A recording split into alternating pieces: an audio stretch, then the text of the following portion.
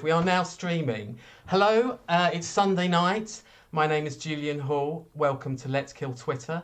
This is the show where we like to detox your timeline with the art of conversation. Unpicking all that is good and bad about our favourite social media outlet. My favourite social media outlet anyway. And as ever, we'll be doing this with two fantastic guests. Tonight we've got comedians Anna Morris and Alex Kealy. And as ever, I'll be joined by my co-host, Sajeela Kershi. Sajeela, how are you? Oh, I'm good. How are you, Julian? Been a busy week, isn't it, on Twitter? It's kind of weird, though, because it has been busy up to... Well, it was busy from Friday, obviously. Certainly with the death of Prince Philip. But I thought it had been a bit quiet until then, although our guests have actually picked out some real banging tweets, which had totally escaped my notice, which is great. That's what they're here to do. So I'm quite excited about that.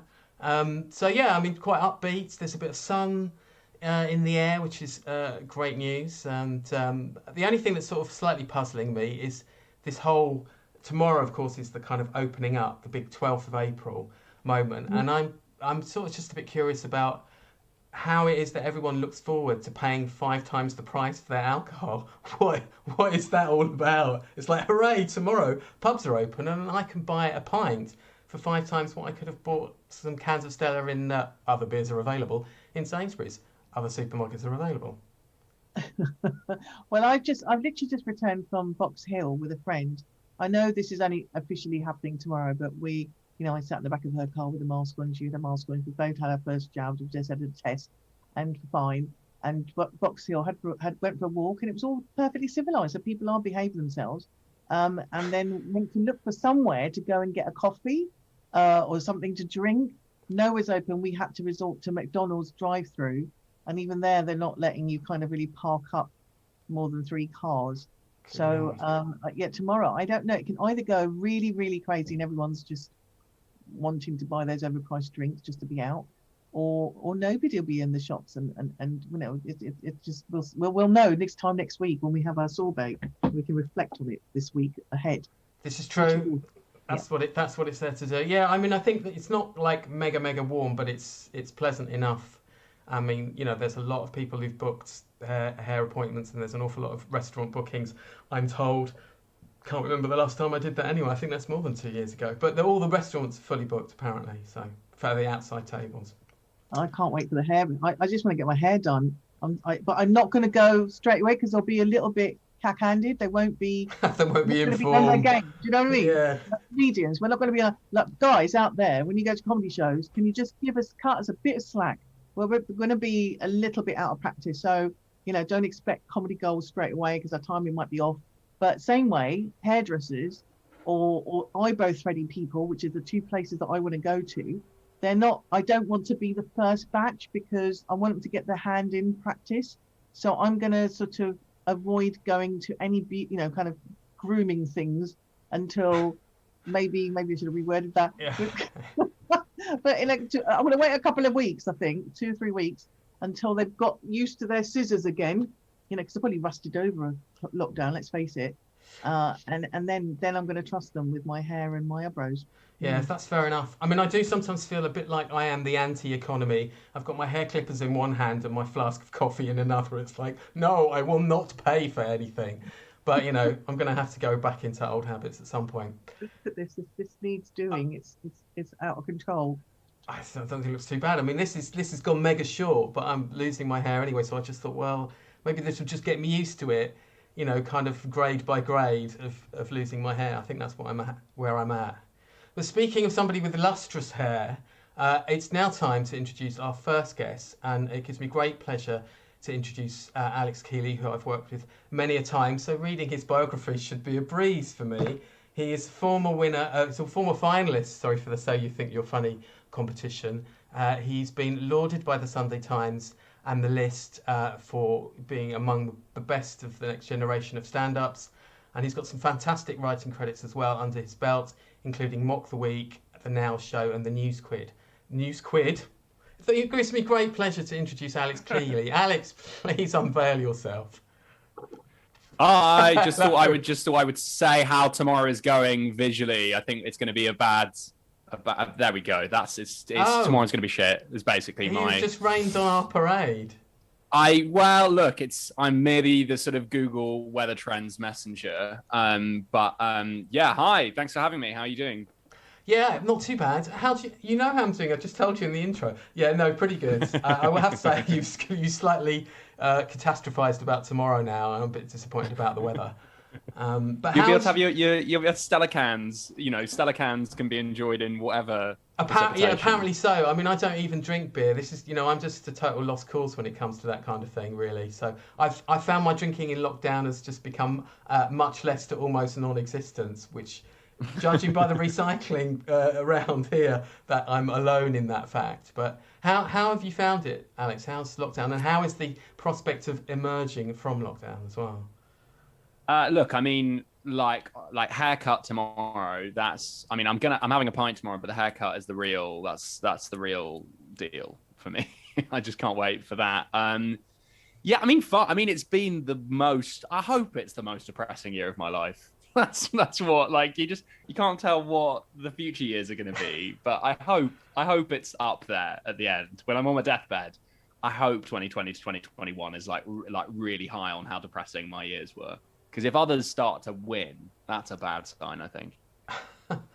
I mean, yeah, that's a good point. I feel guilty for almost sort of enjoying the silence. I mean, I came up with one good idea. I may have come up with some other good ideas, but I came up with one good idea, which was this one, and it's kept me out of mischief. So I'm kind of happy with that. But it does come in waves. I mean, literally, it does come in waves. It's true.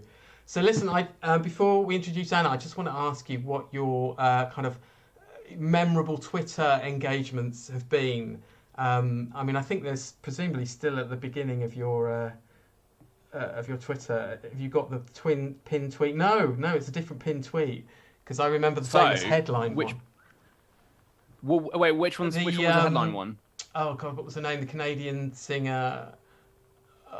Yeah. She was a gay. Yeah. Well, look, okay, so I would say that I think the sort of most classic me thing vis-a-vis Twitter is that I've got a couple of tweets that I've got one that had like 250,000 likes, and the two biggest tweets I've ever done, 250,000 likes and 80,000 likes, I both have accidentally deleted. So there's just I was trying to change what pin.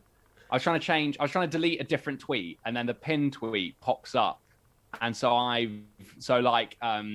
sort of a running joke with Jordan Brooks, who then, when it was realised that I deleted that tweet, did the exact same tweet himself, word for word, and then got 2,000 likes from doing a I'm Spartacus moment for my tweet. Oh dear! I can't believe you did. Did you not screenshot them at all? A number of Instagram content farms screenshotted them, so they do live on. They live on in that sense. Thank goodness for that. Well, if you'd like to make Alex live on and follow him on Twitter, he's at Alex Kealy, nice and simple.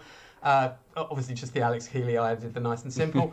If you'd like to follow us, which would be great, all those people out there in the stream world, we are at LKT Zoom, which you'll see flashing across you on a lovely ticker I made in OBS by adding some words to a box, and also in my little sort of handle down here. So yeah, wait, I'm conscious we've got some incredible tweets that you've chosen along with Anna, so I'm going to hand over to Sajeela to introduce Anna. Hey, welcome, Alex. Good to meet you here and for the first time, I think, ever. But I've just tweeted you about being young, so we'll talk about that in a little while. But let me welcome our second guest. A big fan of Anna Morris's work. She's an award-winning comedian, writer, and actress. She's written and performed not one, not two, not three, not four, but 5 critically acclaimed award-winning shows. She's taken to Australia and across the UK. And I love the people, and we've talked about people who've been prolific during lockdown. And Anna's also the creator of viral lockdown comedy videos such as Back to Work and Smug Lockdown. She's created Georgina's Wedding Blogs, Beano's Taylor Tyler, and Comic Relief's web sketch Bride Aid. She can currently be seen on BBC Two's First Team as Nicola. I don't know how dated this is, this bio, by the way, Anna. But she starred in Channel 4's Lee and Dean, BBC's Outnumbered, Count Arthur Strong, She's also starred in ITV's comedy entertainment show Bad Bridesmaid and improvised her part. And she has, this is something that I feel really like kind of connected to Anna for, being single. She's single-sided, suffers single-sided deafness, which she's written about in The Guardian and supports action on hearing loss. And I keep coming across fellow deaf people. I have 2 hearing aids. I'm profoundly deaf without the hearing aids. Come and show yourself, Anna Morris, everybody. Anna Morris, hello. Oh, look at little funny hair as well. Yes. Okay. Yes, there's so much to unpick there. Anna, obviously, I didn't realise until recently that you were a fellow deaf person, and I've spoken to a couple of other comedians. I did. Oh God, I can't remember her name now. She does the divorce podcast. Samantha Baines. Yes, Samantha Baines. I'm so sorry, Yeah. Samantha, if you're listening. You know, I of course I know you think love her work as well. And she said, oh yeah, you know, get these deaf charities on board and do a bit of work for them. It's like, I'm proper deaf, but I should be there. Or Steve Day. Turns out he's less deaf than me. So all these deaf comedians, Yeah. can we have maybe our own time now? Is there a Live at the Apollo waiting for us to I happen? feel like, do you know, I'd love to do a signed performance. I'd love to get more signings done. That would be amazing. We should do a show where we can get signed as well. That would be lovely. But hello everyone, thank you for having me. Anna, we're here. Let's do it. Here. Let's do it. What we've just said it. Let's make it happen. Let's make it happen. Deaf comedians with Let's a do signing. it. Can I just say as well, I didn't get an intro that said I had lustrous hair, and I'm really upset about it. Because I'm not joking, when Julian went, our next guest has lustrous hair, I unmuted myself because I was like, this is going to be me. I know. And it wasn't my hair isn't really like Alex's. Alex has better hair, so you know I feel quite sad that this is the introduction that wasn't about my hair dyes. I haven't got the TV credits, so Julian had to fill out my had to fill out my introduction with physical objectification, which I'm gonna have words with Julian afterwards. Can I just say, Alex, I had to actually cut down Anna's bio because we would have been. That's how her body works. Hey, you're still at the beginning. You're still at the beginning. You still have much to achieve, and that hair will give you a long sort of treadmill. And I'm going to ask you the same question. So we're always curious about people who come on the guests as our show, guests on our show, of where their Twitter defining moments have been, like whether you massively increased loads of followers or managed to get into a big kind of thread wars, or lost followers. What's been your kind of defining moments? I've got 2. I'll start with the good one. The good one was I managed to get a TV part through Twitter, which is very strange, but wow. I think someone retweeted a trailer I'd put out for one of my shows, which was like a little clip of one of my characters, this very snobby Bridezilla character. And Mark O'Sullivan, who is the one of the writers and the director and star of Channel 4's Lee and Dean, saw the tweet somehow through one of his connections retweeting. However he saw it, he came across it, and he contacted me on Twitter and said, we think you might be quite good for this part, for this taster tape we're doing. Can you come and audition? And they were casting it at the time, and they hadn't found anyone for my role, the lead part I ended up getting. And that's how I got the part in a Channel 4 sitcom, through Twitter, which is just right time, right place. One tweet was done at a specific time. Mark happened to be on Twitter. Otherwise, he wouldn't have known who I was. So that's a lovely one. That is a lovely one. Yeah, it's a conversation we've had a lot, haven't we, Julian, on here, how Twitter can be used for creatives for work and how effective it is. And that's a quite great indicator that it's just that you're in his timeline in that right moment, because you could have missed it, has given you. So what's the other one? Well, I did a tweet once about Meghan Markle. Well, it wasn't even about Meghan Markle. When the interview was happening, the Oprah interview, me and my mum had been talking about it, and we started arguing about it, like 2 completely different opinions on it. And I was like, oh, for God's sake, why is this interview causing so much, so many arguments? And I went on Twitter and I said, this is how I feel about the Meghan and Harry interview. And I just used a GIF going, because I just really didn't care about the interview. Then I went back on it the next day and I got so much abuse from Meghan fans. And I'd said nothing about her personally. I think she's great. I don't have an issue with her. I just said, I'm just not interested in this interview because everyone was getting hysterical. And one of them was so personal. One of them said, you're clearly, how sad that you've had to do this tweet to try and get more followers. By the way, your IMDb page needs updating. I don't even know. Low blow. And then even better, you're clearly jealous of Meghan. We would be if we all look like you. It's really sad. Like, and I was like, what? I've just literally said I'm not interested in the interview. And I once tweeted about, I think she talked about her miscarriage. And I did a tweet saying, I think it's good that she's talked about her miscarriage. I've had quite a few friends who've gone through the same, and it's actually made me understand them a bit more. And I got a load of the opposite, people who hate her, sending me messages going, well, what's it got to do with you? Like, loads of people have miscarriages. And I was like, you can't mention her without people on either side. So I deleted the tweets. I was like, I cannot be bothered with an argument over someone I don't know. This is the perfect week. Yes, it is. I mean, it has become so you can't talk at a dinner party. Remember them? You can't talk about religion, politics, and Meghan Markle, essentially. Yeah. But this is the perfect week to show balance, though, right? If it's a true, if it's a true apathy that you want to show that is non-ideological, all you need to do is reply to the original Meghan Markle gif with something about Prince Philip and going like that, and then you just show perfect ideological balance. I'm sure no one will go crazy for you for doing that. I reckon. I've just been very careful this week, Alex. I haven't made any. I've just followed other people's, and I've just stayed back and watched. Well, Anna, you have brought up something quite interesting, which is like, people I'm not invested in or interested in. So I met some comedy friends, creative friends, recently, just a social distance, and we're trying to kind of talk about our lives before lockdown, and which is partly like the car journeys, bitching, and I couldn't even get into it. I was like, why are we talking about people I really don't give a shit about? And I think that's Twitter now. It's like, I'm exhausted by the lockdown. Are we not in a place where we just think, I can't even, I can't even muster it? But the fact that you have brought in a royal, I think switches us nicely, doesn't it, Julian, into? It certainly does. I mean, let's get stuck in. Obviously, you can follow Anna at Anna Morris Comic. I'm just going to deviate away from that page now so that we can go to our fantastic likes column. Hopefully. There we go. And so I faff around like there we go, like an amateur. Now, it's time. Obviously, the segue was about Prince Philip and the passing of Prince Philip. I was thinking how on earth we sort of tackle this, because I'd chosen far too many tweets, but Anna and Alex had chosen some very good tweets to go with. And so I wanted to start with a tweet of how the death was announced on, I think it was BBC Radio 1. So if I can find it here, there's a guy who caught, here it is, Mark Holt. The transition into the Prince Philip news on BBC Radio 1 Dance was something else. So let's have a listen.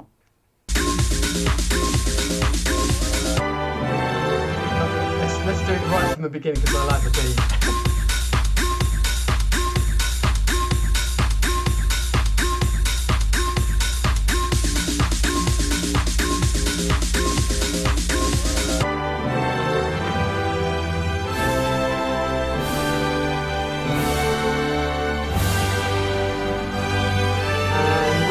Of that one, so I'm not going to play it out the whole way around. No. But that's, I mean, not even. I wouldn't mind if they'd have kept the drum beat underneath. Yes, I was thinking that. Yeah, that would have keep the track going. Keep the track going. Then that could have actually qualified as a legitimate sample. But it's very like London 2012 Olympics opening ceremony. That I think it's like, everything at Britain's. We've got the dance and then we've got the national anthem. It's like fusing the two. It's Danny Boyle on the wheels of steel, essentially. I think that leads very nicely into your tweet. I think that you picked out, Alex, which is in your section. Is it Harrison? No, it's not. Where is he? Are you talking about? I'm talking about the amazing David Guetta. Here we go.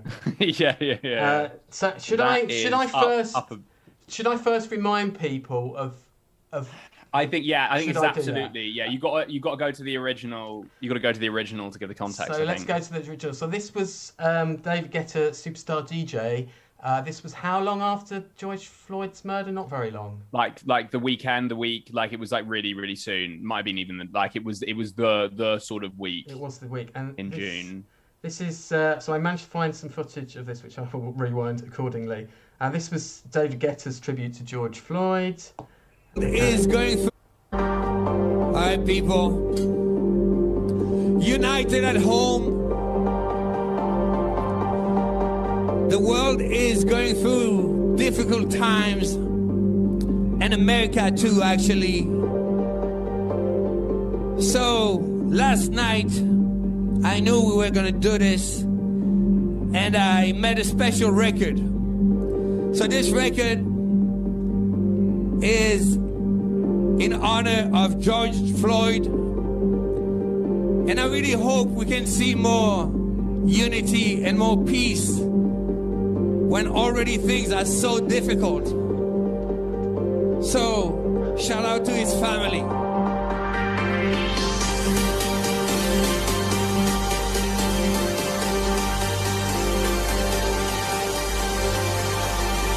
So even though we face the difficulties of today and tomorrow, I still have a dream. It is a dream deeply rooted in the American dream. I have a dream. Right, and as much as that's an infectious beat, I think we can stop it there. Oh, that's just, it's too much, isn't it? There is so much going on. There is just so much going on in that moment, and I'm obsessed with having to explain just that original George Floyd one, explaining to someone in 2019 what is happening, because it's it's David Guetta. He's on his own on the roof of a building. It's why is he playing this show and no one's there? What calamity has occurred that no one can be there? Why is Robert Pires, former 90s and noughties Arsenal footballer, is there on a live stream going he's not? It's so Bobby can't make it. Is he really there? Pires is on Pires is I guess mates with Guetta, and he's on a kind of iPhone, he and his wife are going for it on this stream, and so you've got these camera people just running around doing the and it's just the most I want anytime I've got some kind of the idea. I just want to be in the line behind David Guetta at a funeral afterwards when you're consoling the the family, and if David Guetta's in front of me, I just can't fuck it up, because I've just got whatever. David Guetta is going to be so appalling that I could get the name of the deceased wrong. I could do, and it'd be well, you didn't drop a beat when you were trying to so that's still 5 out of 10 grief. You've picked out the kind of lead up from that's obviously the original footage. I mean, I assume that the spacing out, because we were still we were social distancing at the time, weren't we? Is it Nelly Furtado I can see in that video? Oh, well spotted if you could. This has become like a who's who. They make an amazing five-a-side team as well. It did occur to me because I'd forgotten the Martin Luther King sample as well, and I just kind of thinking, did sort of back in 1965, Martin Luther King had a sort of, turned around and said, I had another really strange dream last night as well. This was it. But anyway, it leads on to Stephen as Cowboys tweet, Alex. So he's saying, do you want to read that? I'll leave you to read that one out. For our podcast listeners. Do you want me to do a David Guetta accent? I don't believe in my ability to do a sleazy mid-40s Parisian DJ accent. The world is going through difficult times. Britain too, actually. This record is in honor of Prince Philip. I really hope we can see more unity and peace when already things are so difficult. So, shout out to his family. Crazy stuff. So Anna, you picked a good tweet on this as well. So let me find yours. Well, actually, a number of ones. Let's have a look. My memory's so rubbish. I can't even remember what I gave you now. Actually, you've given me a couple here. So one of them follows on. Was Harrison Brocklehurst? Was that yours? Yes, it was, wasn't it? That one was mine. Yeah, yeah. There was a couple about that. Well, this is the first. When I heard Prince Philip had died, I went on. I was on Twitter. I think I was on Twitter anyway, and stuff started coming through, and it was the usual news stuff saying he died, and then for the first batch of jokey reactions were coming through, and the first one I saw, there were loads of really similar ones at the same time about Meghan Markle, and I'll read this one out, but Harrison Brocklehurst said, sparing a thought for Meghan Markle right now, who is tomorrow going to have to read an article where the Daily Mail claims she broke into his chambers and assassinated him in the style of Kill Bill. And there was just a whole load of like responses saying that Meghan will probably be blamed for this somehow, which tickled me quite a lot, and saying that some of the papers would probably imply that the interview killed him off. And that went on for a couple of hours. There was a lot of similar tweets like that. I mean, I'm surprised you wanted to wade into anything close to Meghan Markle after that. Yeah, I'll probably get a reaction now saying that I need to update my Spotlight or something, the showroom. Yeah, they've hit you with IMDb, there's only Spotlight. Or I need to get lustrous hair, and my hair's rubbish, and it's because I'm jealous of Meghan's lustrous hair. But yeah, I loved it. That was the first few hours. It was and it was interesting what Alex was saying earlier about doing a tweet similar to someone else. There were almost identical tweets like this coming through. Which I always think is quite interesting when people think someone thought they'd come up with it first. It was just like constant stream of this, and then it moved on to other stuff. But this seemed to be the first reaction that I saw. Yeah, I mean, there is a sort of joke of like the whole coverage. In fact, we'll come on to the coverage element in the next tweet, but the sort of saturated coverage, which we haven't really experienced, I don't think, since Diana died. Really, that's one of the problems that we just haven't. We've just forgotten what it's like to have that kind of coverage. But we weren't in a Netflix age then, I suppose. But yeah. it was very much like, but if you come onto Twitter, you can see the same joke about the Crown repeated thousands of times. But, there was obviously more to it than that. I mean, if we go on to the coverage, your next tweet is more about the Twitter response from AJ Yeah, West. This is from Andy West, who very astutely pointed out, he said, man dies, people list reasons they're not sad. Other people attack them for saying they're not sad. Everyone tells everyone they should be better somehow. Another fine day on Twitter. And I just thought that really beautifully summed up some of the reactions and the layer of reactions of like people saying they're sad, and then people making jokes, then people attacking other people for making jokes. And you get this kind of spawn of all these reactions, and it feels like, whatever you say, you're going to get slammed one way or the other. But I was thinking about the people getting really angry at people's jokey reactions and how many jokey reactions there were. And I was thinking about this, and I thought, I wonder why this particular royal, like, I think people almost think he's not real, like he's a cartoon character. Do you know what I mean? Like, I feel like with the royal family, sometimes we're so far removed from them and we feel so detached from them as real people, that I think it's almost like people just don't think of him as real as a person with a family. Do you know what I mean? I think maybe because he looks a bit like a Quentin Blake illustration or the BFG as well. He looks a little bit like he's been animated. And that I wonder whether a lot of people's reactions was just a bit more detached than it would have been maybe for Diana or someone. I don't know, just a theory. Well, can I just say, maybe it's because he's 99 years old and he was, it's not like we expected him to last. You've frozen, Sajeela. I don't know how you've managed that. Sorry? You've frozen somehow. I don't know. It's been freezing my end as well. It's been freezing my end. Can you hear me now? Yeah, I can definitely hear you. I don't know if it's my new camcorder anyway. So I'm just thinking he's 99 years old. Oh, this is what it is. It's the royals. They're doing this. They don't want us to talk about this. Right. No, he's 99 years old. It's not like he's a young person. Why are we shocked? Yes, I'm having the reaction, me personally, as the same reaction I would have of, someone who's 99 in my family. I'd be sad that they've gone because I've got a blood relationship with them, or maybe a friend who's close, who's 90 something. But actually, he's had a good innings. It's not like a tragedy. It's not like, oh my God, the Queen's being made a widow at such a young age, or, it is what it's meant to be. I don't know how people are getting so sensitive about whatever way you react. I don't know him apart from through the medium of press or the Crown. So why are we getting? I mean, I was more upset probably. What's the old boy from last year, the one who collected all that money for the NHS? I can't remember his name now. Captain Tom Moore. Yeah, he was lovely, but at the same time, he was in his 90s. I don't know why we are meant to feel. I don't know how we'd feel when the Queen goes, because obviously that's a different thing. She has been the figurehead, and that's going to really then maybe change things around. Are we going to have a future king? Is it going to be Charles? Is it going to be, that's going to open up a whole load of discussions.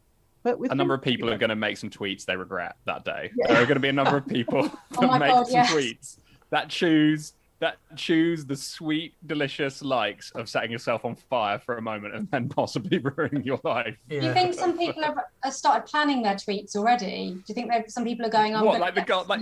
I'm ready to. A bit like people write obituaries. The Guardian long read. Yeah. That Guardian long read about when the Queen dies. That there's already people that have like. Oh yeah, there'll be videos ready to go. I mean, as well. It's gonna be a nightmare when it does. When she does, like, she's just such a I feel like she's an institution where a lot of people don't debate the monarchy because she's been there for so long. I think it's going to let a can of worms out because I don't think Prince Charles has the same level of cross-sectional support. Well, I think, I suppose it's because he's older now. I mean, I do sort of feel. How did I sort of feel about this? Yes, that he had incredible innings, and that obviously makes a big difference. Your tweet here, Anna, from AJ West, there is an element, I see there's an element of truth in that, and I had also a lot of sympathy for, or I had responded to, for example, Richard Herring's tweet about, Prince Philip enjoyed a joke, essentially saying he enjoyed a joke and in bad taste, so he probably, I don't think he'd ever sort of, there was a bit of a cheeky sideways dig, essentially, but actually there was a ring of truth in it as well. Someone who said he didn't want any fuss. He was definitely partial to a one-liner. So I think there was an element of you could be. There was room to be sort of cheeky. I saw Michael Legg's tweet. It was a picture from Comic Relief when they did Daniel Craig and the Queen together, and it was just a shot of those two, and he said, "Oh, Queen started dating again." I mean, there was a kind of scope to sort of play around this, but there were people who were. Simon Evans tweeted, and I won't sort of bust everyone's eyes by trying to get all these tweets, but Simon Evans tweeted that what he'd seen really confirmed his politics in this regard, because there were a lot of tweets from hard left figures, perhaps we'll call them. I don't know. There was there's now a now infamous one, which I'm not going to name check or show, which basically said, it's a shame that he didn't die in pain. And, and if people wanted to have a pop at people saying things like that, then absolutely fair enough. He's right. The implication of what Simon Evans is saying is that there are political extremists on the left and there aren't any on the right. I've never seen anyone on the right wing ever say anything mean or cruel about anyone on the left. That's exactly. For me, it's worth binning an entire ideology based on the most extreme tweets of an unrepresented minority. I don't think he was trying to recruit. I agree with what Simon's saying. Yeah, I knew you'd be triggered. I don't think Simon's trying to recruit. Because it's wrong. It's wrong. I don't agree with that. I think Simon's smart on that, and I think it's wrong. No, I don't think it's wrong, because he's talking very specifically about how his opinion in this particular regard. He's clearly not a Republican. I'm not a Republican either, because I think you get in the situation, and if no one's learnt this from Brexit, you get a situation where a populist president wins the vote. I don't want that scenario. I'm not particularly turned on by. But it'd be better. This country would be better if America would be better if it had been Donald Trump, ceremonial president of the United States, who got all the pomp and none of the power, which is what he wanted. That country would be better, and then an actual person who. Yeah, but the Donald Trump figure is the kind of person that could get elected in an open presidential election in this country. But it's meaningless ceremonial power. Like it doesn't. I don't mind if a blow like Boris Johnson is our prime minister. That is a bigger problem than Boris Johnson being our queen. No, but hang on. Is your belief though in electing a figurehead who is just a figurehead, or would we actually have a proper president? Oh, my actual belief is that it's not worth that the left should be like in an ideal world. I do believe in a republic, but it's such an amount. It is literally meaningless, and the left would burn so much goodwill from a bunch of people that would be in favour of like nationalising the railways, but have an emotional attachment to the monarchy. That the left shouldn't do it because it's just a waste of political capital. Okay, pragmatic. Fair enough. We have to get of interest. Are we fans of the royals, Anna? I'm not. I mean, I don't. I respect them as I respect people who are. I guess I respect them. I'm really just really worried. Everything I say, someone's gonna tell me to update my show reel. Yeah, I respect them. I respect the Queen for what she's done and having to do that job. Kind of without really any choice. But I don't. I believe they're a bit dated. I don't really have much interest in them. Personally, I'm definitely not a royalist at all. And Alex? Yeah, I literally agree with everything that Anna just said. Thanks. What about yourself, Julian? Well, I'd describe myself as not a Republican. That doesn't necessarily mean that I'm a full-on monarchist, but obviously by default it does. But so I think I'll be the only monarchist in the quad. And I was thinking of a tune that would go nicely with earlier, but I did think of one. I can't remember it now. Now, Sajeela, I don't know if you can unplug yourself and unplug yourself. You didn't ask me if I was if I like the royals. As an immigrant, this is interesting. No, I want to know that too. I just want to see you actually say it because we just. Yeah, I do, and I do like the royals, especially the young ones. I know, don't hate me, Alex and Anna, but no, I do, and it's interesting because I speak to other immigrants and they do like. And why do we like these things? And I think it's something that. For you living here, that you're British, that's like, oh God, we don't want that. It's embarrassing. But it's like, I don't know. We just always loved them. We loved all the mugs, all the Jubilee things, the Princess Diana, paraphernalia. We loved all that, and I loved the new royals. But I wasn't a fan of Philip. He wasn't my favourite, if I'm honest. And also, they remind me of an Asian family. You see, like right now, they will be blaming Meghan and Harry, just like an Asian family would. It's like, you drove him to his death. Drove him to his death. I told you to keep a dirty linen inside. You just expose our dirty washing. This is what happens, and that's exactly how Asian families play out. So I'm a huge fan. Sorry, and Julie, we're going to say about the next tweet, was it? Yeah. I'm going to run through quickly because you guys have got so many other tweets that are great that are not non-royal that I want to. So I'm going to just run through the scheduling ones here while Sajeela hopefully, because at the moment Sajeela, you look like our mascot in the corner there, a non-moving participant. So we've got comedian Joe Heenan's TV schedule today, where he's basically done the sort of an average BBC One kind of lineup as Phillips, which is fantastic, and we'll just buzz down to a few more on this particular subject as well, because there were obviously quite a lot. There's some of the ones I mentioned earlier. Richard Herring. Hang on. Well, actually, the Jim Waterson one was he found out that the BBC having adopted wall-to-wall Prince Philip coverage to avoid being criticised in parts of the media, has now received so many complaints about the wall-to-wall coverage. They set up a streamlined complaint form to deal with it. So if you click that link and you're on the BBC site, hopefully it's still... Oh, it's not available now. But it basically said, it just had it filled out for you. It says that, complaining about Prince Philip coverage on the telly and, without actually having to go through the whole shebang. And I think I picked up one of the, Cav, replying to that. This, by the way, radicalised my non-political cousin who messaged me to say, for fuck's sake, they've cancelled both EastEnders and Corrie. I think a thesis written on this is imminent at this statement. It certainly upset a lot of people. And, I mean, it did surprise me, the level of commitment, let's say, to it. Because, as I say, we just haven't had this for years. And I remember when Diana died, it was... crazy. Right, Sajeela is re-entering the room, so let me just get to you. Oh, this is a first, Sajeela. I've never had this before. Right, so let's get down to I think it's Nick Helm's tweet. Yeah, here we go.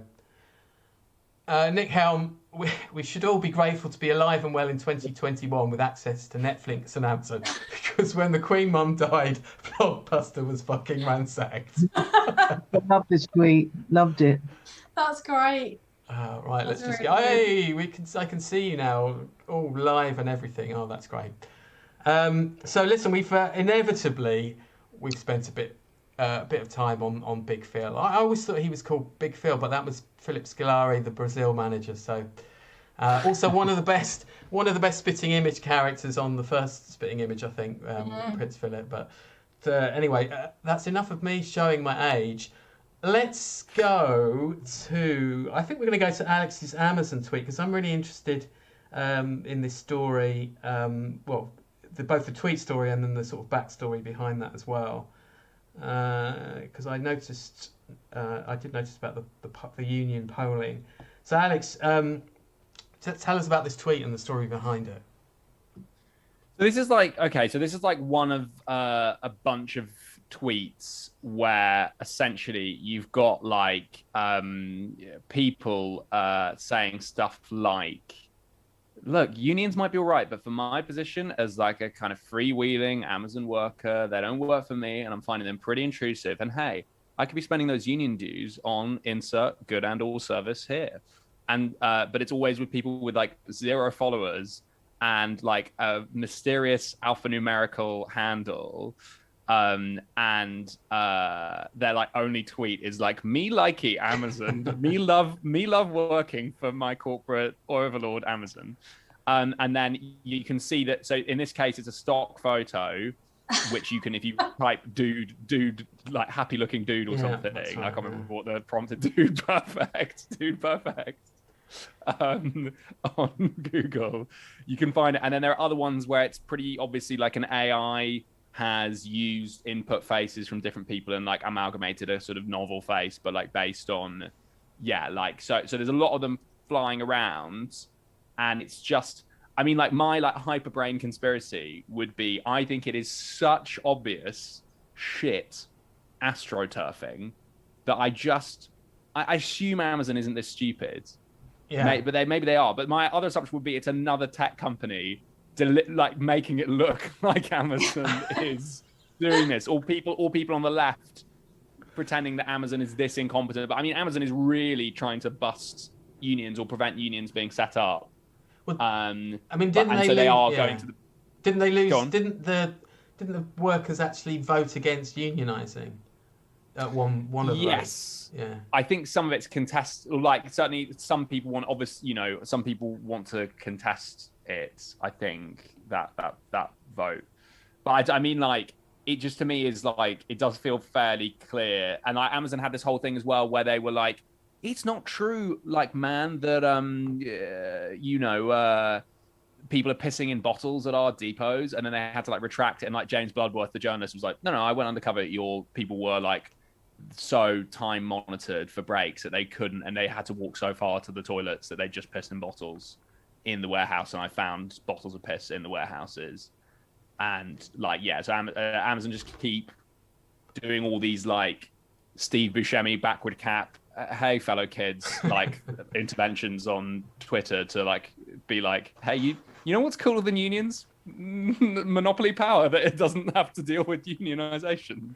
I've got to say, I'm actually amazed that a box of these sort of bottles of urine hasn't actually been delivered to someone in place of something else yet. But there's so much polystyrene in the box. By the time you're like, what? Just for one bottle of urine? There's all this. Yeah, overpackaged.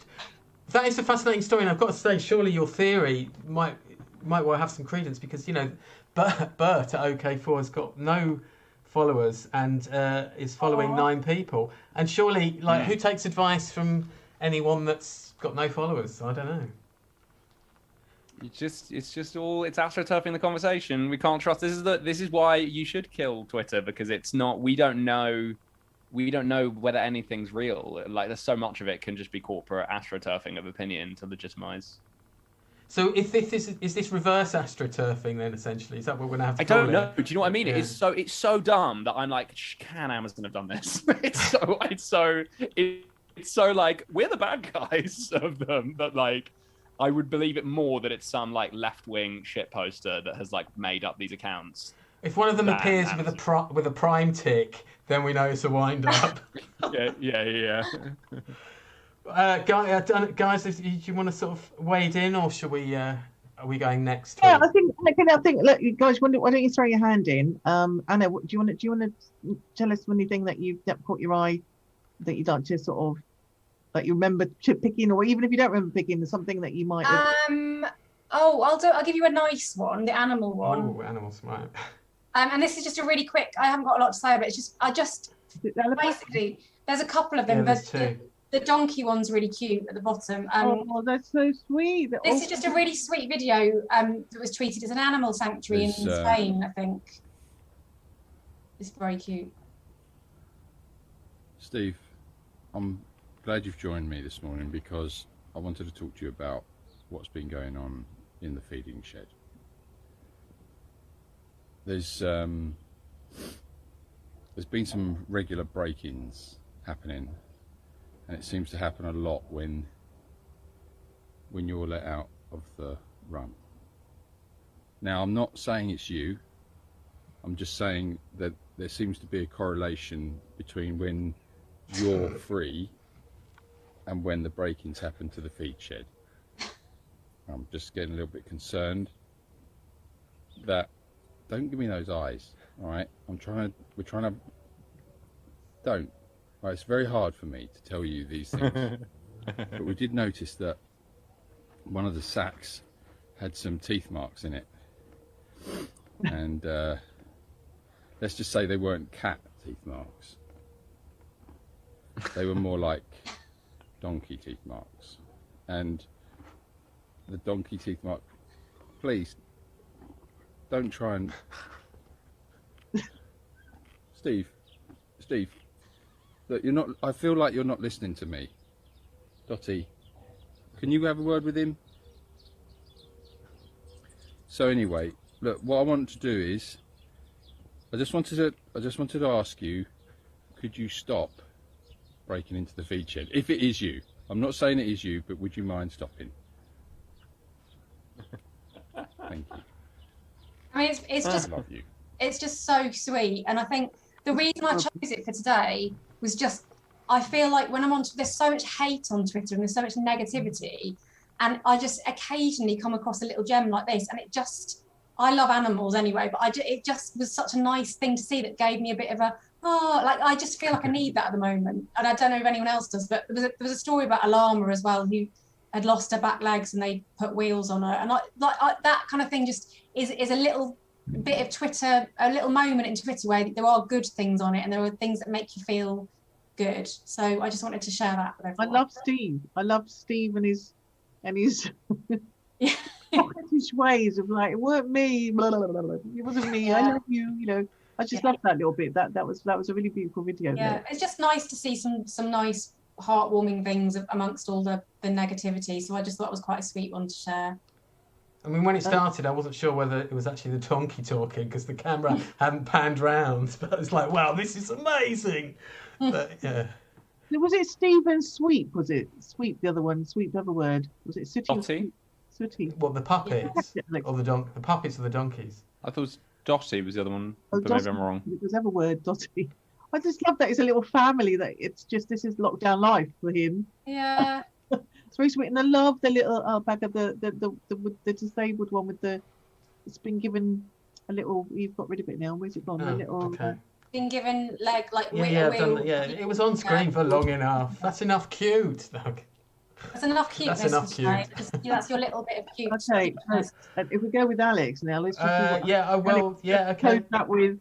I was all right. A scientific report say all alpacas will be dead by 2025. Sorry, guys, it got back to the sad stuff.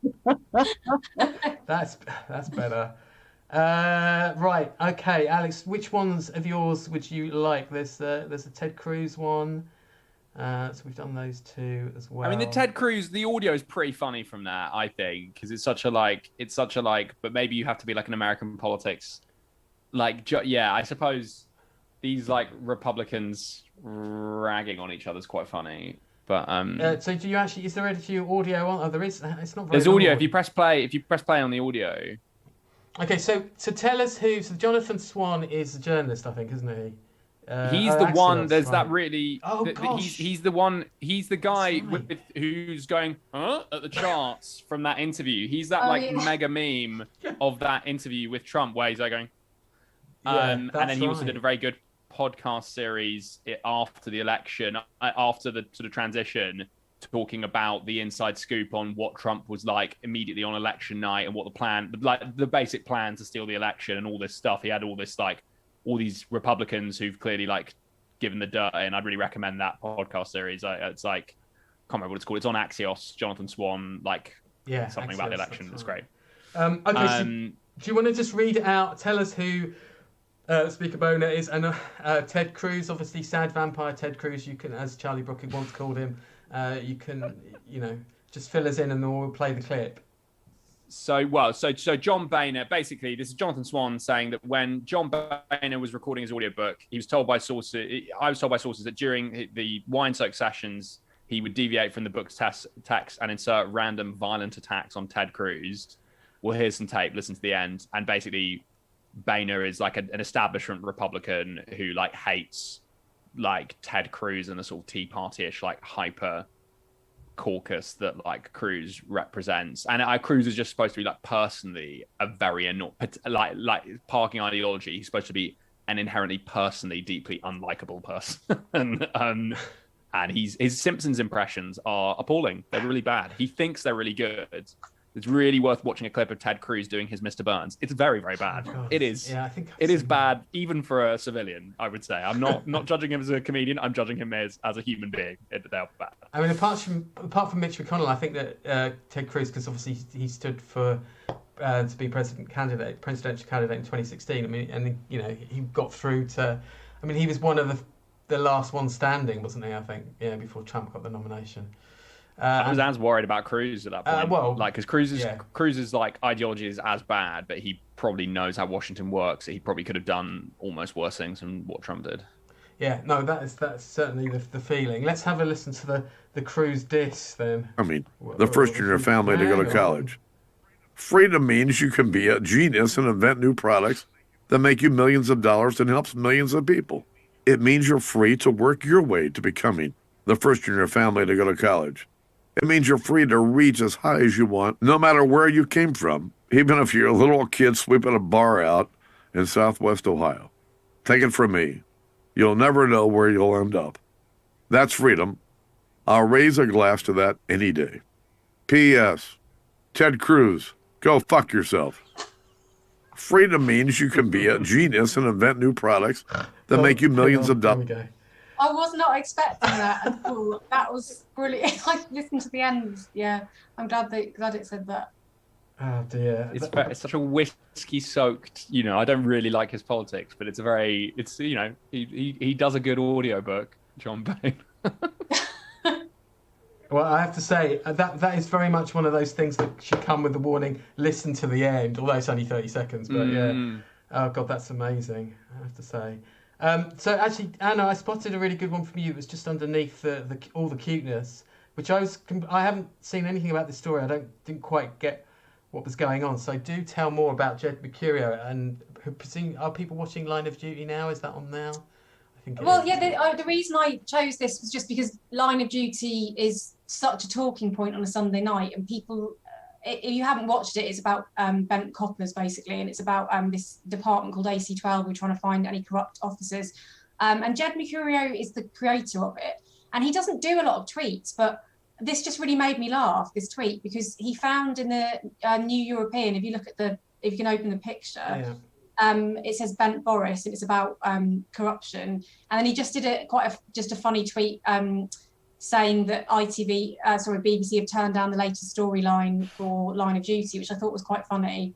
And then he just put in unrelated news, the random company we set up this morning just won a lucrative government contract. And I just, there's so many tweets about Line of Duty, and it's just lovely to see one from the creator, and also just one that is just I just thought was very funny. And if you watch, and then the replies were great as well. So if you're a Line of Duty fan, all the way through it, there's a thread of a mysterious, corrupt member of the police force called H, and no one knows who this H is. It's just all they know is that the letter H symbolises this person. And lots of people saying, "Is it Matt Hancock? Is Matt Hancock H?" And it's just some quite fun replies to it, I thought, which is quite sweet. But I just enjoyed that because I'm a big Line of Duty fan, and it was just nice to see a tweet from him. And a lot of the Line of Duty is such a serious, dramatic show. But when you watch it, if you keep an eye on Twitter, there's the cast also does do some really funny tweets, because they tweet stupid pictures of them doing stupid things in between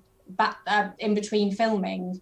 And it's just lovely, because they're a big community and they get on really well, and it's nice to see those sort of jokey tweets around something very dramatic and very serious. That's a good one. Is everyone else watching Line of Duty? I've got to say I'm not, but No. that's only because I'm a bit biased towards America. I mean, my parents do, and they love all sorts of kind of crime dramas and stuff, but I'm so biased towards anything that's US. I need my escapism to literally be in another country, essentially. I don't know why. It's just one of those things. I'm too busy still catching up on my Spanish and Mexican dramas. They're all got loads of violence and loads of drugs in there. So I don't know. I'm going to find real life really hard now. When I go back there and I'm not seeing lots of violence, lots of drugs, or maybe it is out there and I just haven't noticed before. I've been watching Vikings, and it's just there's a lot of there's heads being chopped off, right, basically left, right, and centre, and you just get very used to it. Almost when you think it's quite normal if we go outside again. Maybe that will happen at the pub this week. I don't know. It isn't. That's amazing, because it's so true. If you watch something for long enough and you really immerse yourself, and you just, episode after episode, which I always sort of binge watch everything. And lockdown for me has been the year of binge watching. So I've seen Thrones again. I saw The Wire again. I mean, if you watch enough Wire, you think you're living in The Wire. We watched that again, yeah. I'm watching Sopranos again. I know that Sajeela is as well. I'm not actually cooking the dishes that they do in the Sopranos, unlike Sajeela. Yes. Because my husband and I have got to this thing where anything we watch, we'll start recreating the food that we see in there. And then he said, like, let's watch. So last night was Zitti Forno Pasto that his wife makes. Oh, yeah. Sopranos. So I recreated it, but the Zitti Pasto is double the price of rigatoni. So I bought rigatoni, and he was like, this isn't the proper one. I was like, oh, for me, it's like an inch longer than it should be. But yeah, we watched it while I was watching the Sopranos, and the same with the moist maker sandwich from Friends. We have that every Christmas. Loads of things that, like, Clever Mallet mastered Betty's hot pot from Coronation Street. So did you have Joey stuffed turkey if you were doing the Friends? Did anyone put their head fully in a turkey? No, just a turkey moist maker, which is Christmas food. But yeah, so watching all these things. What about you, Alex? What are you watching during lockdown? What are you getting your juices playing, as it were? What did I enjoy most? I enjoyed The Terror a lot. If anyone's seen that was the one with they're doing the Northwest Passage. But sailors going mad on a ship in the Northwest Passage, basically. It's a real. If you thought Master and Commander wasn't long enough, this goes even like it's that kind of thing. And yes, please. And then I started rewatching Community recently, and it just sort of reminded me about how, like, I basically just think on a, like, pound for pound level, I think it's very difficult to say any sitcom ever is as good as Community. I just think it's absurd. Bold statement. It's a bold statement, but when you just watch it, like in those seasons 2, 3, and 4, you're like, they did 20. These are 20 series. This is a network 20 episode series. And in 22 minutes, the number of the joke count is absurd, and they've kept that going through a proper network year. And obviously, it must be a massive writers' room. But you just look at that, and you're just like, it's just mental, and it's such clever stuff. I've still not seen it, and loads of people told me to watch it. So I think now that's definitely on my list of things to check out. It's so good, and the characters. Once you're with the characters, it's just one of those lovely things that the characters have these just defined features, and then they just become joke machines because you just know what that character would do in that situation, and yeah. If you had to take when lockdown's all over and back to kind of the new normal, what's the most memorable thing you've watched this past year? What will you take forward that's kept you warm inside? And it's, oh yeah, lockdown. I couldn't have got through lockdown if it wasn't for this. What would it be? I've liked running a lot. I mean, it's so, I like to think I'm like an interesting 3-dimensional particular human being, but I'm just the exact baking and running person that is the cliche. And I've enjoyed both of those things. And if I can keep those up, particularly the running has been really great. I think mine would be exactly the same. I did the couch to 5K thing. And I hated it at first, and now I've been running 3 times a week, and just it's really kept my head, like it's kept me sane. And yoga as well, just yoga from home, like yoga with Adrian on YouTube. It's really kept my anxiety at bay, because I get quite bad anxiety, and it's really helped. I think if I don't do it, I notice starting to slump back into a negative mood. So yeah, agree with that. It's just so funny when you're like, I don't know, just like other people have talked about this, but it's just like so not humiliating, but it's just so like it's so like annoying when you're like, oh, if I just like do a physical exercise that floods my brain with a nice chemical that makes me feel less bad. And it's like, can it not be existential? Can it not be meaning? Can I not solve my anguish through reason? It's like, no, it's just like, do this for a bit and then you feel great. Like it's I think if you combine that with a really good podcast or audiobook, that's a really good combo. I think if I'm listening to something really good as well, I feel like I'm learning something, or I'm doing something while I'm running. And I try not to get here, people out there. You heard it here. Tuning to LKT's to do every fortnight and our sorbet in between to keep you sane. Well, you can listen to all our shows as audio now. So you just go to the website. Yeah. Not technically podcasts. I listened to a few of them this week while baking. Oh my goodness, really? I'm not very good at baking. I'm pretty terrible, but I try. That does make me feel sane as well. And then I have all these cakes, and it's just me and my boyfriend to eat them. And that I'm wondering why we're putting on weight. It's because I'm making so much stuff, and there's no one to give it to. That's why you're jogging 3 times a week. Really bad. Oh, well, maybe you should have like buns and stuff outside your house and have like an honesty box. That people I should. Yeah. Because people put things outside instead of people. They can't go to the tip, and they can't like go to the charity shop. They're saying help yourself. But then it's like you can't like you can see why people do it for books, but you can't like poison a book, or you can't give someone food poisoning through it. But like for me, I'd be like, mystery food that I have no certainty about from where it came. It doesn't look great in the pictures. When I cook, like in the pictures in the books, it always looks beautiful, especially it's got icing on it. And mine does look like a child slapped it together. I don't think it looks like the kind of thing that would be at a raffle, or like, like a fete when kids have made like really rubbish fairy cakes. They look a bit like that. I don't think anyone, I think they want to think a little kid is, and they just take them to be nice. I think they think a little child had made them, and they take them to be sweet.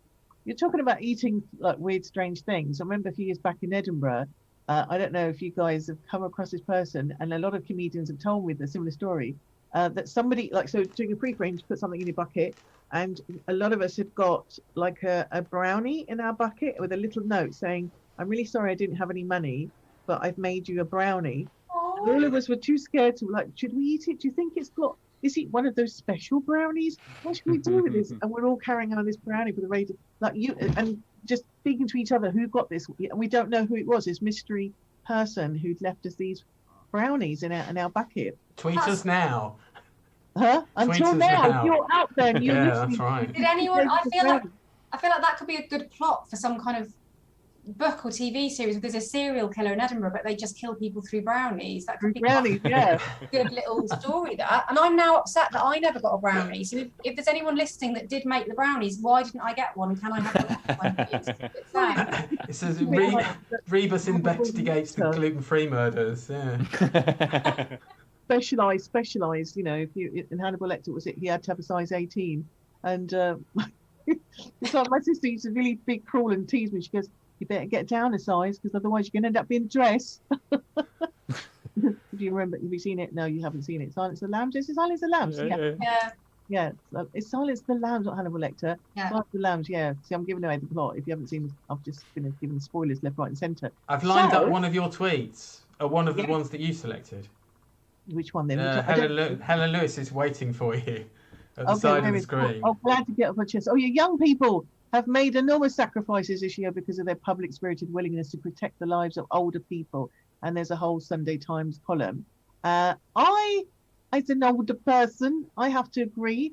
I mean, Alex of there has made the sacrifice of, I mean, your hair is incredible. Incredible. It's annoyingly good hair for a man, and wasted, I have to say. And it bounces back. I've noticed every time you've moved it, it bounces back to the place.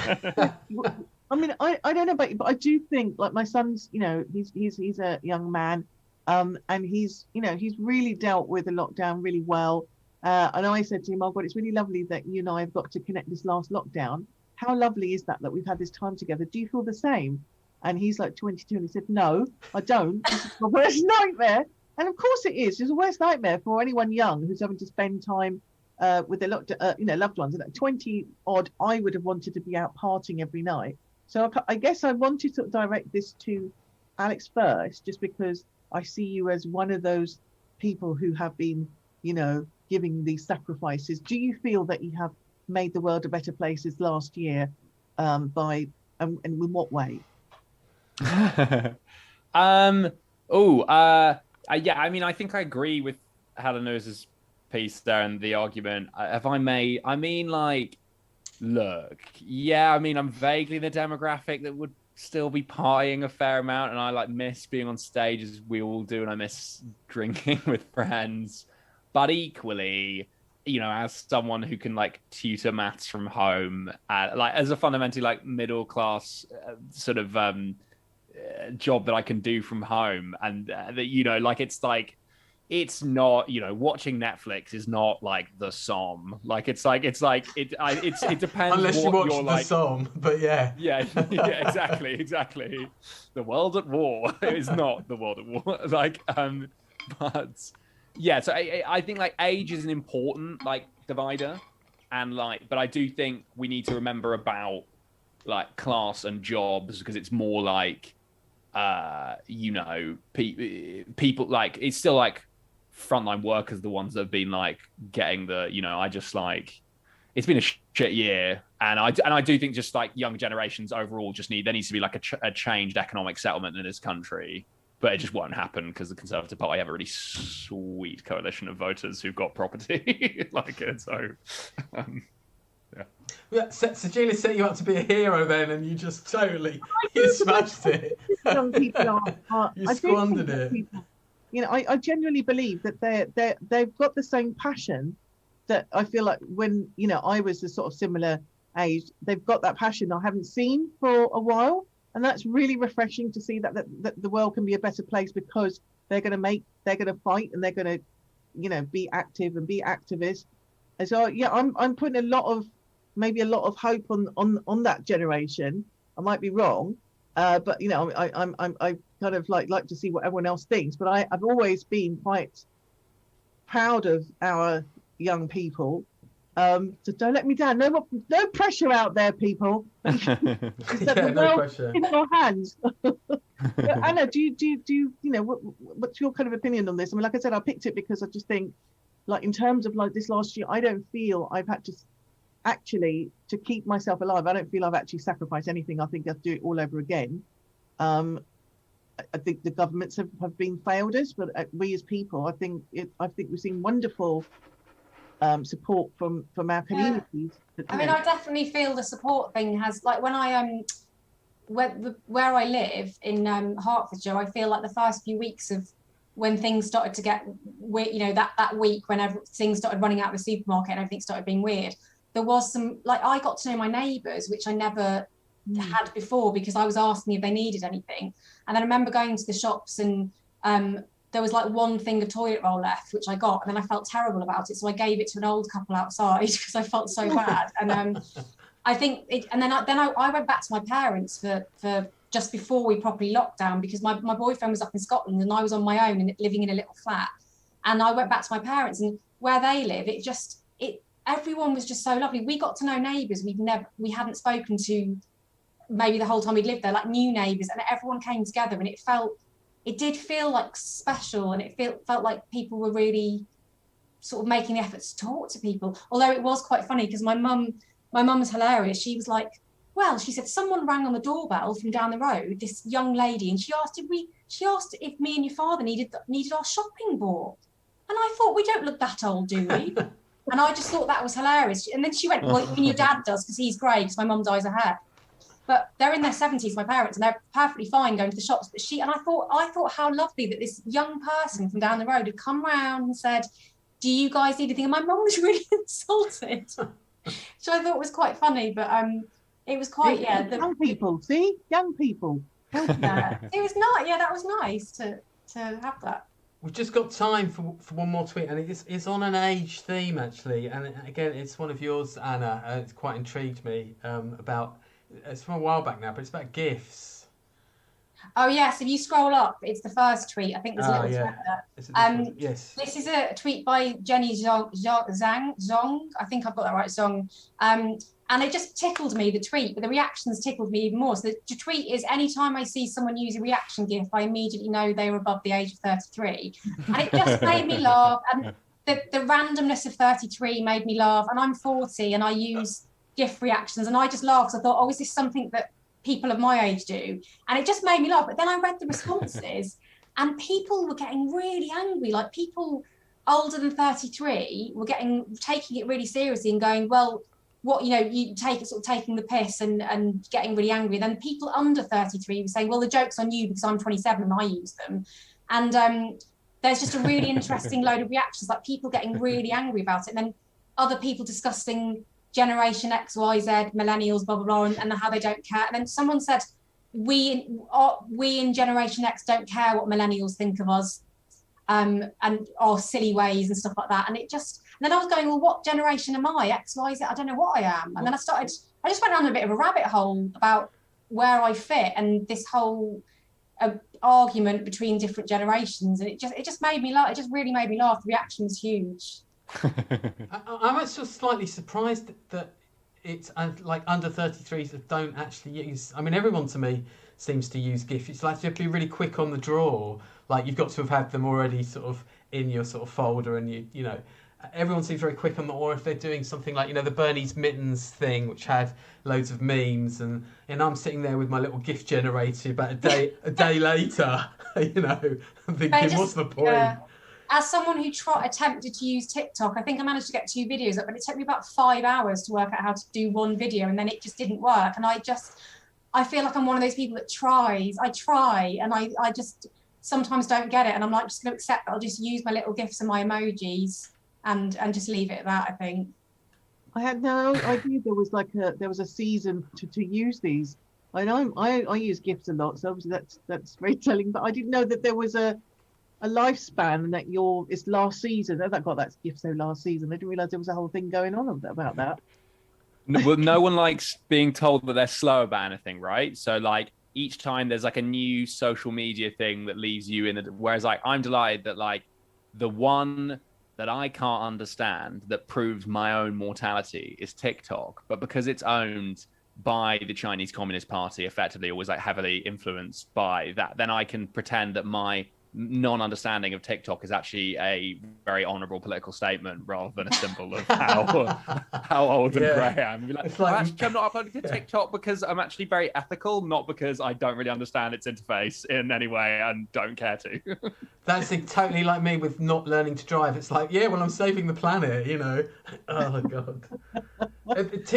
TikTok reminds me of, I tried to upload a video from this on it once, and it reminds me of that episode, the brilliant episode of Buffy called The Gentleman, where they steal all the voices, and at the end she smashes the boxes and all these voices come screaming out. It's like, that is TikTok, because as soon as you open it, it's like, it's like, fuck off.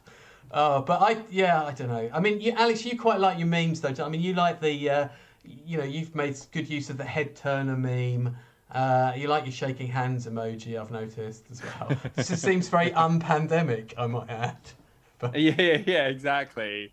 The un-PC pandemic. That's true. Have the emojis and the GIFs changed through this pandemic? That I don't even know that. This is how old I feel. I don't know that there was a protocol. I've only just found out, and I feel I'm a bit in shock that you guys just told me that there's this whole thing that I didn't know existed. And then there we go. We're coming to the end of the show, ladies and gentlemen out there. What were you going to say, Anna, though, just before you go? You were just all I was going to say is that I've seen people, I've nearly done it, where I've gone to do a reaction to something, also on Facebook, and I've nearly put the wrong one. I don't know if anyone's done that. And the worst one I nearly did was, and I quickly had to change it, was someone had put on Facebook that their father had died. And everyone puts like, and I didn't know what to say. I didn't really know the word. I went to put a love thing, and I put the laughter one. Oh, you can change it though, can't you? To like the sad face or whatever. I was like, oh my God, how awful if I just literally had left it and it looks like I was like, hello, hilarious, well done. But I think some people do, like my mum sometimes sends me random ones that I think she's just accidentally typed in and they just come up and she's like, I don't know why there's a paper bag with a face on it smiling, and I don't know why that's the reaction, but when you get it wrong, it can be quite bad. Oh, that's. Well, it's like with David Cameron when he was like helping when he was like thick as thieves with Rebecca Brooks back in the noughties and tens, that she was having some really tough time with the hacking at News of the World. And then he would text her, but he would text her LOL because he thought it meant lots of love rather than laugh out loud. Yeah. So it'd be like, so, here you're having a tough time, LOL. Oh. And it's just like... Well, if only that were the most of David Cameron's problems at the moment. Goodness me. Yeah, exactly. I don't think they're the worst texts he's ever sent. Let's put it like that. Oh, dear. Yeah, I was just thinking about the people. I know we're coming to the end, but Cameron, I'm sorry, I blame him for so much, and he's just got away scot-free. Just saying that. Mhm. Yeah, I agree. Scot-free. Where the hell is he now, anyway? Not enough for another show. Watching us on YouTube. Writing another bit of his novels. Right, so I was just thinking about the people who are still trying to work out what LOL means as well. So they're still the bottom of the tree somewhere. So LOL, obviously a fantastic segue into summing up this evening. Lots of tweets, lots of lols. I have two fabulous guests who are going to stay behind and say we're going to just catch up with you in the green room afterwards, folks. Karen. Lovely Karen. And Karen, yeah, I don't see our guest, but yes, thank you, Karen. So how remiss of me! You are our guest of honour, Karen. So big thumbs up there. And so, guys, this is just the point. If you're watching us on the streams, I just want to remind you that you can donate to us to keep us going. You can go to we use Buy Me a Coffee rather than the other ones also available. So if you just go to buymeacoffee.com, whoops, let's kill Twitter, the high-tech moment of the show.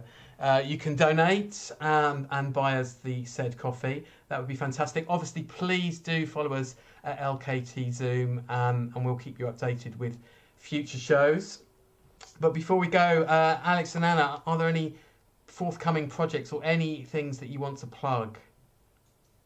I'll be tomorrow when the pub's open and the shops reopen. I'll just be recycling some old tweets of some videos I did for the same topic last year. So everyone can look forward to that. I can't be bothered to make new ones. So I'm just going to recycle some videos and see if anyone notices. That's all I've got.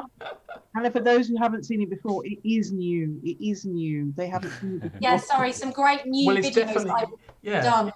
It's definitely new to the people who haven't seen it before, so you're fine. You're golden. And I'll be preparing my video for whenever the Queen passes away, so it's ready to go. So I think I'll do that this week.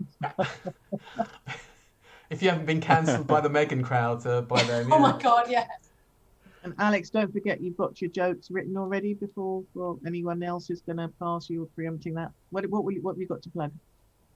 I don't know if I've got. I mean, just gestures vaguely at the reopening of the possibility of live stand-up comedy from May 2021. I hope, but yeah, I mean, I'll be gigging I've got a few previews in various places. I'll do some shows in London. So I do help a boy build a show about Silicon Valley. come and be a guinea pig in an audience to help me build a show. That's going to be a difficult show to cut down. Do follow our guests. Anna, if you want to just give your Twitter. My Twitter's Anna Morris Comic. And Alexander? Mine's Alex Kealy, Kealy. Fantastic. You are following each other. There you go. Look at all those followers you've got, people. They're very popular. Yeah, see, the Twitter likes them. Guys, go and support these people's work and support live comedy, live whatever you're doing. Just go out there and support these people. Thank you for joining us. Hello, Karen. Thank you for joining as well. And our next show is next Sunday. Yeah, no. Well, our next show is next Sunday, isn't it? Because we do our Twitter sorbet, which is our 30-minute catch-up in between our full shows. And that will be at 8:30 p.m. next Sunday. Streaming only, no Zoom room for that. And then the next full show we've got will be Sunday, the 25th of April at 8 o'clock with Ian Stone and Dana Alexander. So looking forward to that. We'll be putting out all the info on that shortly on Twitter and so on and so forth. And also very much looking forward to clipping this show and ruining Anna's career. No, I should add that we are also now on the Instagram. Julian's. How could I forget? Because I love Instagram so much. Yeah. Yeah, that's true. There are multiple places you can follow us, but definitely at LKT Zoom would be fantastic. So we're going to hang back with our guests. We're going to say goodbye to our streamers right now. So just wave goodbye to our streamers. Bye-bye.